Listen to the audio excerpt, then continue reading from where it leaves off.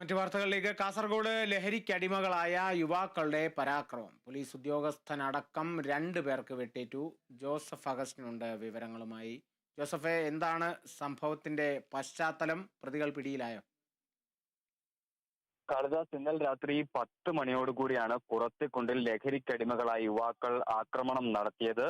സഹോദരങ്ങളായ ജിഷ്ണു, വിഷ്ണു എന്നിവരാണ് ആക്രമണം നടത്തിയത്. ഭീമങ്ങാൽ സ്വദേശിയായിട്ടുള്ള സനിത്തിനും അതുപോലെ തന്നെ ബേഡകം പോലീസ് സ്റ്റേഷനിലെ ഉദ്യോഗസ്ഥനും ആണ് ഇത്തരത്തിൽ പരിക്കേറ്റിട്ടുള്ളത്. ഇതിൽ ഗുരുതരമായി പരിക്കേറ്റിട്ടുള്ള സനീഷിനെ ഇപ്പോൾ മംഗലാപുരത്തെ സ്വകാര്യ ആശുപത്രിയിൽ പ്രവേശിപ്പിച്ചിരിക്കുകയാണ്. ഇയാളുടെ നില ഗുരുതരമായി തന്നെ തുടരുകയാണ് എന്നാണ് ആശുപത്രി വൃത്തങ്ങൾ അറിയിച്ചിട്ടുള്ളത്. എന്തായാലും ഇന്നലെ രാത്രി 10 മണിയോടെ ഈ കുറത്തിക്കുണ്ടിൽ ഒരു അധ്യാപക ദമ്പതിമാരുടെ വീട്ടിലെത്തിയതായിരുന്നു ഈ ജിഷ്ണുവും വിഷ്ണുവും.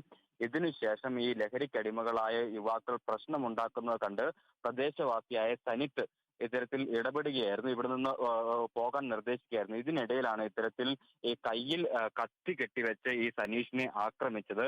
വിവരമറിഞ്ഞെത്തിയ പോലീസ് ഉദ്യോഗസ്ഥനും പരിക്കേറ്റിട്ടുണ്ട്. ബേഡകം പോലീസ് സ്റ്റേഷനിലെ സിവിൽ പോലീസ് ഓഫീസറായിട്ടുള്ള സൂരജിനാണ് ഈ താടിക്ക് വെട്ടി പരിക്കേറ്റിട്ടുള്ളത്.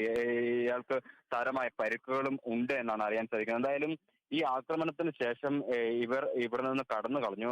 പോലീസിനോ നാട്ടുകാർക്കോ ആർക്കും തന്നെ ഈ സഹോദരങ്ങളെ കീഴ്പ്പെടുത്താൻ സാധിച്ചിട്ടില്ല. എന്തായാലും പോലീസ് ഇവർക്കെതിരെ വധശ്രമത്തിനടക്കം കേസ് എടുത്തിട്ടുണ്ട്.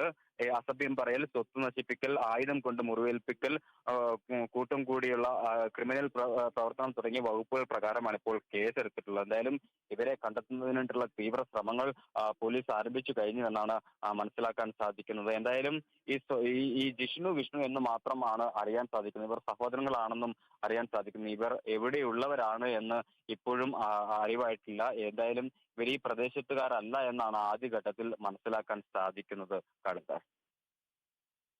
ശരി ജോസഫെ, 2 പേർക്കുമെതിരെ പോലീസ് വധശ്രമത്തിന് കേസ് എടുത്തിട്ടുണ്ട്. അതേസമയം പ്രതികൾക്കായി അന്വേഷണം ഊർജിതമാക്കിയിട്ടുമുണ്ട് അധികൃതർ. ജോസഫ് അഗസ്റ്റിനാണ് വിവരങ്ങൾ നൽകിയത്.